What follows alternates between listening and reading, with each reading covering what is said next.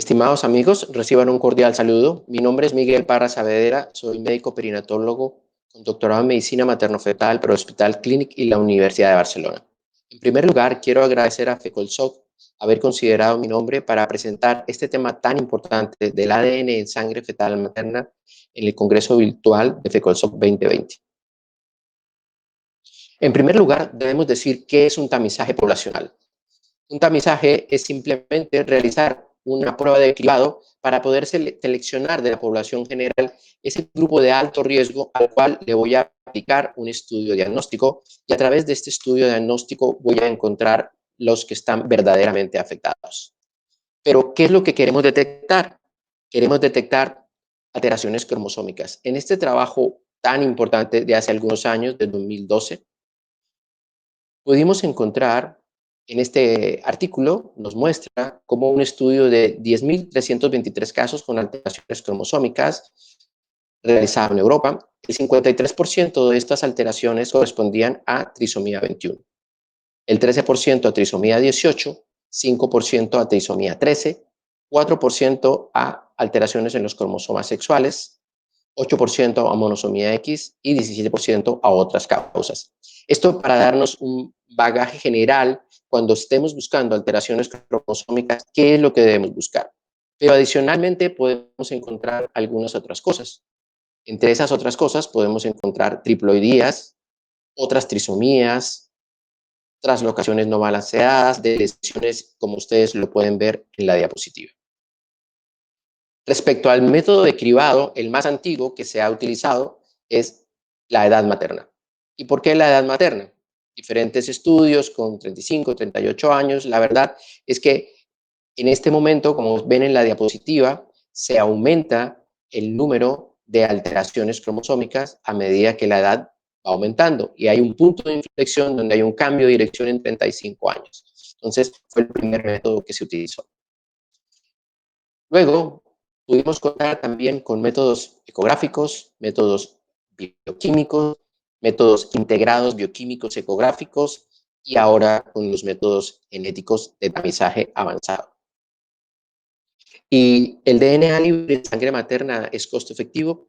Bueno, de acuerdo con este artículo también de hace unos 5 años, el doctor Kagan básicamente evalúa la eficiencia para trisomía 21 y 18 de la translucencia nuclear, el ductus venoso y el DNA en sangre materna.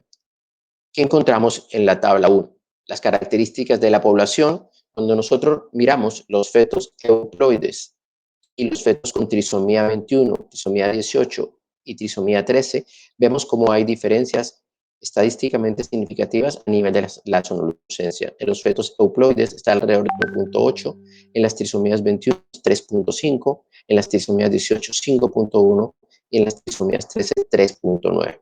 Así como también el ductus venoso es de aproximadamente 1 en los fetos euploides, 1.56 en la trisomía 21, 1.7 más alto aún en la trisomía 18 y 1.5 en las trisomías 13. Entonces vemos cómo estos marcadores son muy poderosos para diferenciar. Y en resumen, teniendo en cuenta la tasa de detección, podemos decir que con la edad materna encontraríamos solo un 30% de los casos con una tasa de falsos positivos. ¿Qué es esto? Que alertaríamos al 5% de la población.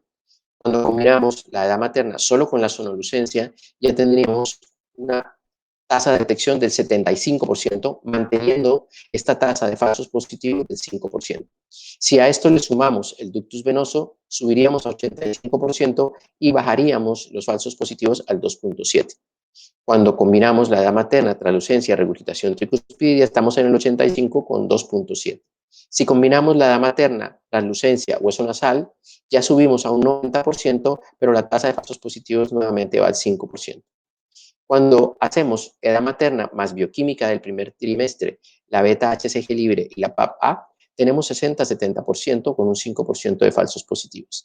Si hacemos el test combinado, en el cual nosotros ya tenemos la edad materna, translucencia y la bioquímica, tendremos una tasa de detección del 90%. Y el test combinado más el ductus venoso, el hueso nasal, 97%, que es bastante bueno. Sobre eso es lo que queremos compararnos. Ahora vamos a ver cómo ha ocurrido con el ADN fetal de sangre materna en una línea del tiempo.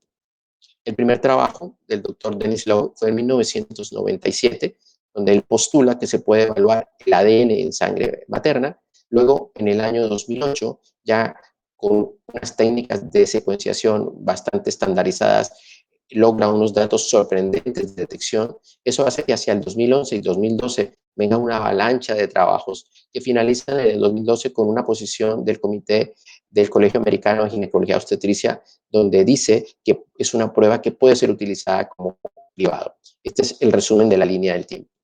Entonces, 1997, en Lancet, el profesor Dennis Lowe dice que hay presencia de ADN en el suero materno. Este es un artículo seminal, original, que da origen a toda esta serie de trabajos que siguieron alrededor de esto. Y que ese DNA libre podría estar entre un 5 o un 10% y es de origen fetal. Para el 2008, casi 10 años después, publica este artículo donde se ve la utilidad clínica que tiene este test para detectar aneuploidías, utilizando la hibridación masiva genómica, la secuenciación del ADN en plasma materno. Y la conclusión de este artículo, como lo ven aquí, es que esta secuenciación masiva del plasma materno representa un potencial muy alto de un test no invasivo para detectar aneuploidías fetales. Esto es una conclusión fascinante que impulsa a los científicos a realizar toda esta serie de publicaciones que vienen en los años posteriores y que llevan bastante rápido a una posición del comité de la American College of Obstetrics and Gynecology. Pero ¿cómo se realiza esa secuenciación? No entraremos en esta presentación en discernimientos técnicos, pero básicamente hay dos tipos, la, la secuenciación masiva y la secuenciación dirigida. Son los métodos principales de secuenciación y sus diferencias. Y básicamente lo que se hace es tomar una secuencia, traducirla, crear un libro, luego introducir las bases para hacer la duplicación de los segmentos de los nucleótidos y tener finalmente una nueva cadena que se ha multiplicado y que nos permite hacer las evaluaciones que necesitemos. Eso se hace por ciclos repetidos. Ejemplo, si tenemos un perfil normal de cromosoma 21, tendremos una cantidad de cromosoma 21 que está representado en la diapositiva, 10% fetal, 90% materno, pero si tenemos un exceso de cromosoma 21, esto nos va a dar una elevación de este porcentaje de ADN fetal con una disminución proporcional del ADN materno en sangre, y esto nos permite en esta secuenciación masiva en paralelo determinar que hay una trisomía 21. Entonces, diciembre del 2012, esa es la posición del American College of Obstetrics and Gynecology acerca del test no invasivo fetal para aneuploidías. Dice que el ADN libre es una opción que puede ser utilizada como prueba de cribado primario en mujeres con mayor riesgo de aneuploidía. El ADN en plasma materno en general está presente a partir de las 5 semanas y desaparece muy rápido de la circulación. No sucede como algunas células que pueden permanecer años, 30 minutos después de que salga la placenta y que ya se termine la gestación, va a desaparecer. Luego no tiene confusión con otros embarazos y se produce por apoptosis de las células fetales. ¿Cómo así?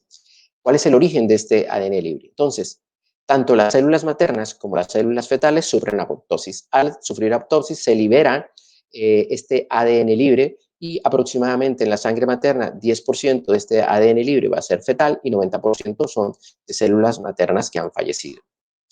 Lo mínimo que se necesita para poder utilizar el test es un 4%. Y esta fracción de ADN fetal aumenta con la edad gestacional. Por eso, pues, a partir de las 10 semanas sería un momento en el cual estaría disponible. ¿Y cuáles son las variables más importantes que tienen que ver con el nivel de la fracción fetal de ADN? Lo más importante sería el tamaño de la placenta y, evidentemente, si miramos el logaritmo de la A, múltiplo de la mediana, a mayor múltiplo de la mediana que refleja una mayor masa placentaria, vamos a tener una mayor fracción fetal. Por el contrario, el peso materno hace que entre más peso materno se diluya el componente del ADN, entre más masa, y por tanto la fracción fetal va a disminuir. ¿Qué sucede también con los resultados que son negativos? Cuando no hay resultado. Si en una muestra hay un nivel por debajo del 4%, no tendríamos resultados. Esto ocurre aproximadamente hasta un 4% y esa fracción fetal baja puede representar que se hizo muy temprano en la gestación, a veces en técnicas de reproducción asistida, en las pacientes obesas, en pacientes con trastornos tromboembólicos, o el uso de heparina, la deficiencia de vitamina D12, mosaicismos, a veces confinados a la placenta, con un feto aneuploide y una placenta euploide. ¿Y cuál es la sensibilidad y especificidad? Realmente esa sensibilidad y especificidad va a depender mucho de si se trata de una población de alto o de bajo riesgo.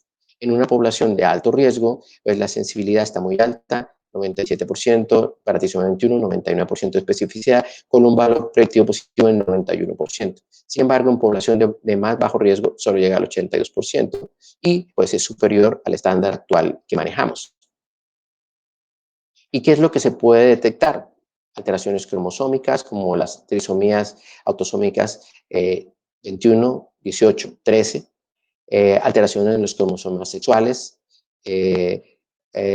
también se pueden microdileciones y algunas otras alteraciones y triploidías. ¿Qué pasa en los gemelos? En los gemelos, en este artículo del 2019 de la doctora Margil, pues nos dice que a diferencia en los únicos, las pruebas de ADN en gemelos tienen mucho menos publicaciones. Y hace este estudio donde plantea lo que son los fetos aneuploides estudiados y los embarazos monocoriónicos y el resultado del ADN. ¿Y qué es lo que se encuentra? Al hacer el screen de los artículos, finalmente se incluyen 7 artículos y dice que el rendimiento de la prueba de ADN para trisomía 21 en embarazos gemelares es similar al reportado en embarazos únicos y es superior al test combinado en el primer trimestre y la prueba bioquímica del segundo trimestre. Sin embargo, el número de casos para trisomía 18 y 13 fue demasiado pequeño para una evaluación precisa del rendimiento predictivo de esta prueba de ADN libre en sangre materna. Aquí ustedes tienen la sensibilidad y la especificidad bastante buena para las pruebas, ¿correcto? De acuerdo a los diferentes estudios y al final la suma de todos los estudios donde ven la sensibilidad muy alta igual que la especificidad. En total, el número de pacientes que fueron evaluados en los diferentes estudios y la tasa de detección que está cercana al 100% en casi todos los estudios. Sobre el pool de análisis llevamos al 98.2%, que es bastante bueno. Aquí tenemos entonces para trisomía 18, también donde encontramos una detección que es un poco menor, 88.9, y también con una tasa de falsos positivos muy, pero muy baja, 0.03. Entonces, ¿qué ventaja tiene el ADN libre? La detección es precoz, es un método sencillo, seguro, tiene una muy buena capacidad de detección. La tasa de falsos positivos es muy baja, se puede detectar en sexo fetal, se puede hacer en gemelos, incluso en pacientes que se les ha practicado o donación. ¿Qué limitaciones tiene? De momento, el costo. Esperamos que a medida que se masifique más, pues el acceso a estas pruebas va a ser mucho mejor. Entonces, vamos a tener un mejor rendimiento por costo. Tenemos problemas con el ADN placentario. Cuando hay mosaicismos confinados a la placenta, evidentemente la representación del ADN va a representar más la placenta que el feto y podemos tener divergencias. Pero para eso tenemos un ultrasonido para buscar una correlación entre estas pruebas. Cuando no hay prueba, tenemos que repetirlo más o menos un 4% de las veces, hasta un 2% finalmente, a pesar de que se haya pagado la prueba, no hay. Lo otro es que necesita una confirmación porque se considera un test de screening avanzado, no es una prueba diagnóstica, porque no detecta ni todos, ni tiene una sensibilidad específica, ni una especificidad específica que nos permita asimilarlo a una prueba diagnóstica. Tiene interferencias externas como transfusiones, trasplantes, inmunoterapia. Ahora, en esta parte hablaremos del ADN y la ultrasonografía. ¿Qué hacemos en la era del ADN? Los que hacemos ultrasonido, buscamos algo en que gastar el tiempo, nos dedicamos a la pesca, porque ya no tendremos trabajo. Vamos a ver, probablemente esto no sea tan cierto. Primero que todo, podríamos decir que podemos usarlo como un rastreo universal y aplicarlo a todo el mundo. O podríamos aplicarlo en poblaciones diferentes después de un rastreo primario. Vamos a ver qué sería. Si lo hacemos a todo el mundo, en la semana 10, pues tendríamos resultados positivos, prueba invasiva; negativos, tendríamos control normal del embarazo. Pero ¿qué pasa si no hay resultado? Que puede ser que la fracción libre de ADN sea menor del 4%, y esto, ¿qué haríamos en ese momento? Pues haríamos un test combinado entonces, un tamizaje convencional del que hacemos, y si la probabilidad es menor de 1 en 100, vamos a prueba invasiva, y si es de mayor de 1 en 100, vamos al control normal del embarazo. Ahora, si lo hacemos como lo aplicamos en una secuencia basado en la selección de la población con un test combinado, tendríamos que cuando hay un test positivo mayor de 1 en 100, podríamos ir al DNA libre. Si es positivo, prueba invasiva, y si es negativo, seguimos con el control del embarazo. Si es un riesgo muy bajo, menor de 1 en 100, seguimos con el control del embarazo normal. O podemos tener un segundo escenario en el cual podemos hacer un test combinado y decir, si el riesgo es muy alto, menor de 1 en 10, hacemos prueba invasiva. Y si el riesgo es muy bajo, menor de 1 en 1000, haremos entonces un control normal del embarazo. Pero si hay un riesgo intermedio de 1 en 11 a 1 en 1000, podemos ir al DNA libre, y si sale positivo, vamos a prueba invasiva; si sale negativo, al control del embarazo. ¿Cuál sería la ventaja? Evidentemente, disminuiríamos la necesidad de test invasivos a menos del 1%. Pero el ultrasonido también es muy importante en el primer trimestre, porque de acuerdo a este trabajo del 2013, tiene un 100% de sensibilidad para cránea, anencefalia, ectopa cordis y onfalocele. Una tasa de detección un poco menor, pero más buena, mejor para higroma quístico, doble tracto de salida, gastrosquisis o loprosencefalia. Es un poco menor para espina bífida, defectos faciales, y en el primer trimestre definitivamente agenesias del cuerpo calloso, hipoplasia severosa, no lo podríamos encontrar. Entonces, ¿qué papel tendría la ultrasonografía cuando lo utilizamos en semana 11-14, antes del DNA libre? Pues tendríamos la ventaja de que en este estudio el 16% hubo un hallazgo sonográfico que modificó la consejería, como ustedes pueden ver en esta diapositiva. Entonces, ¿qué haremos si hacer o no ecografía en una mujer que tiene un DNA libre normal? Entonces, en estas 1.739 pacientes hubo un hallazgo inesperado en 3.5% de las veces, un hallazgo fetal anormal en 2.3%, y en 33 fetos con sonolucencia mayor a 3 hubo 4 higromas quísticos y 3 anomalías estructurales, y 4 fetos con anomalía estructural sin translucencia aumentada. Y el cariotipo confirmó la euploidía en el 97% de los casos. Entonces, los hallazgos inesperados ocurrieron en el 3.5% de las pacientes con ADN negativo libre en sangre materna. Por tanto, el uso del ultrasonido en conjunto con el DNA libre, de acuerdo con este trabajo del 2018, muestra cómo hay alteraciones en las cuales el hallazgo ultrasonográfico, como la nuca aumentada, como alteraciones a nivel facial, nos pueden dar pistas sobre alteraciones que pudiera ser que no fueran detectadas por ultrasonido. La mayoría de los fetos con anormalidades cromosómicas, pocos comunes, tienen anomalías ecográficas importantes en el ultrasonido de primer trimestre, con la evaluación de la translucencia, y puede ser útil para los fetos. O sea que es muy importante para los ecografistas tener la ecografía en conjunto con el DNA libre. En el comité de opinión del 2015 se recalca lo siguiente: la sensibilidad y la especificidad en poblaciones de alto y bajo riesgo es diferente. Y esto ocurre por el teorema de Bayes. Evidentemente, si nosotros tenemos una población de bajo riesgo, tendríamos un valor predictivo positivo de 33%, es decir, de cada 10 casos, 33 realmente serían verdaderas alteraciones cromosómicas, en el caso de trisomía 21, mientras que en bajo riesgo tendríamos un 83%, en el alto riesgo tendríamos 83%. Entonces, si tenemos una población que no hemos seleccionado y le hacemos el ADN, si es en bajo riesgo, con una prevalencia de 1 en 1000, 1 de cada 3 será positivo y 2 de cada 3 será un falso positivo. Mientras que si tenemos una población de alto riesgo, el 83% será un verdadero positivo, es decir, 8 de cada 10 serán reales y solamente 2 falsos positivos. Esto para tenerlo en cuenta. Pero se debe ofrecer ADN libre en sangre materna a pacientes con translucencia mayor al percentil 99. En este trabajo del profesor Jessy Miranda, colombiano, pues se hizo esta pregunta. Entonces, si tenemos una nuca aumentada en el primer trimestre, ¿Qué podríamos tener? Alteraciones cromosómicas, 20%. Si hacemos microarreglos, 4 a 7% más de hallazgos, 10% anomalías cardíacas y otras anomalías estructurales, 5%. Entonces, ¿cuál sería el rol del DNA libre en embarazos con nuca o translucencia aumentada en el primer trimestre? De acuerdo con esta literatura, su utilidad sería muy limitada.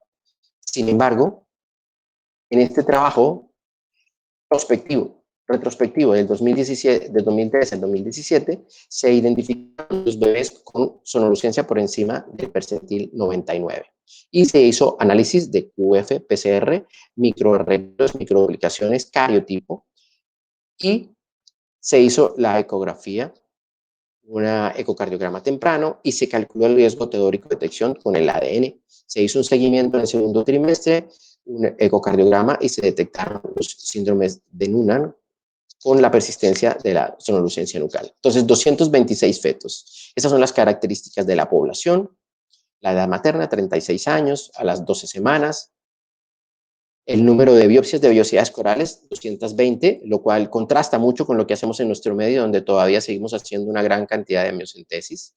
Ahí solo fueron 3%. Y entonces, de los 226 fetos con translucencia nucal aumentada, 68, 30% tenían una aneuploidía detectable por el DNA. Sí, trisomías 21, 18 y 13. 158 fetos tendrían translucencia aumentada y teóricamente negativo el ADN. 14, 6% con alteraciones cromosómicas atípicas o submicroscópicas, como monosomías X, dos trisomías X, mosaicismos, translocaciones no balanceadas. Esas alteraciones atípicas tendrían algunas de ellas, como el 46XY más 22, un ductus venoso, una arteria subclavia derecha aberrante en algunos de los casos. En los pacientes que tienen alteraciones por microarreglos detectados con nuca aumentada, este es el tamaño de las alteraciones, de los megabases, y los hallazgos ecográficos asociados con ellas. Casi en todas podríamos encontrar alguna alteración, excepto en una.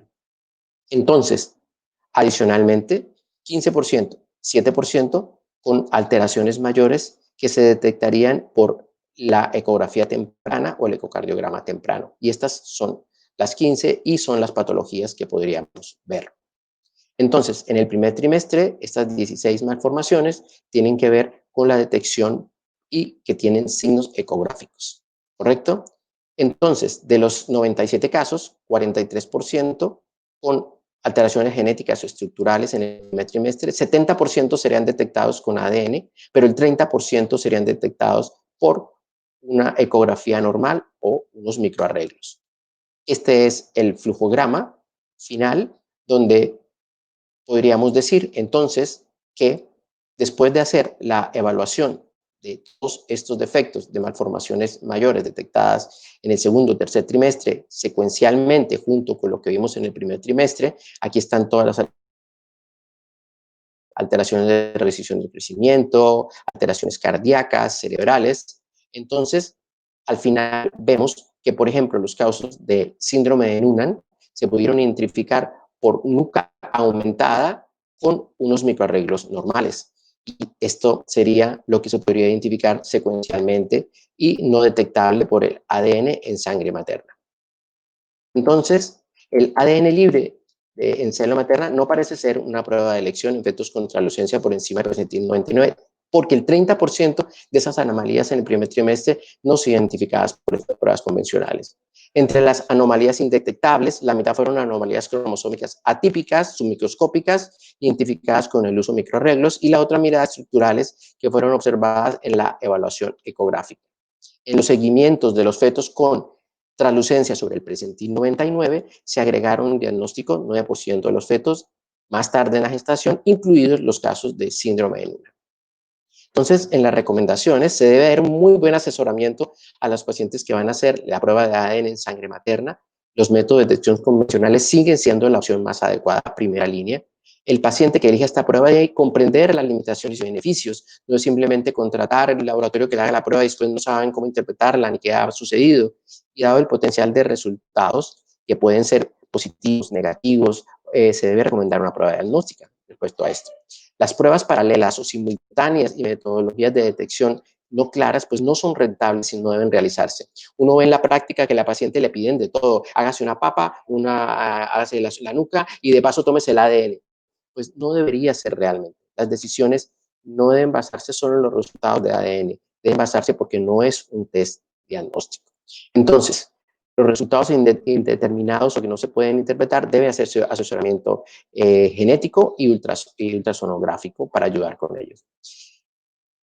En gestaciones múltiples, bueno, hay discusión, sin embargo, en los artículos que presentamos se podría recomendar en gestaciones múltiples. El resultado negativo de una prueba de ADN no garantiza un embarazo no afectado. La ultrasonografía y el ADN no son pruebas diagnósticas, son pruebas de tamizaje. Ambas son no invasivas. Independientemente del tamizaje que usemos, es mandatorio la ecografía porque allí hay anormalidades que solo se pueden detectar ecográficamente. Y la complementariedad entre las dos pruebas sería el mensaje final que me gustaría dejar en esta presentación. Por el alto costo, pues debíamos realizar el ultrasonido y es nuestra obligación como médicos informar a la paciente y tomar la mejor decisión junto con ella. El DNA es el método de tamizaje más eficiente que hay para estas trisomías. Un poco, sobre todo para el 21, un poco menos efectivo para 13 y 18, como lo vimos en la presentación. ¿Disminuye la tasa de procedimientos invasivos? Claro que sí. Pero al momento no es un método costo efectivo para aplicar de manera universal, al que algunos países ya lo están haciendo. Se debe de aplicar como contingente al tamizaje combinado al primer trimestre, lo que nos parece la forma más racional de utilizarlo, como lo mostramos en la presentación. Hay que identificar qué se va a solicitar, si algo dirigido o generalizado, requiere que la fracción fetal esté por encima del 4%, que tenga más de 10 semanas, reportar que tiene una tasa de resultado del 4% en la primera toma y el repetirla un 2% de que no vuelva a haber toma. Y estas pacientes hay que informarles de que hay que hacerle otro tamizaje. El costo todavía es elevado. Faltan estudios, pero parece también que sea muy bueno en gemelares. Bueno, muchas gracias, estimados amigos. Este es el doctor Jetsi Miranda, el autor del último trabajo que presenté y que quiero agradecer por su colaboración para la realización de esta presentación. Muchísimas gracias a todos, muy amables.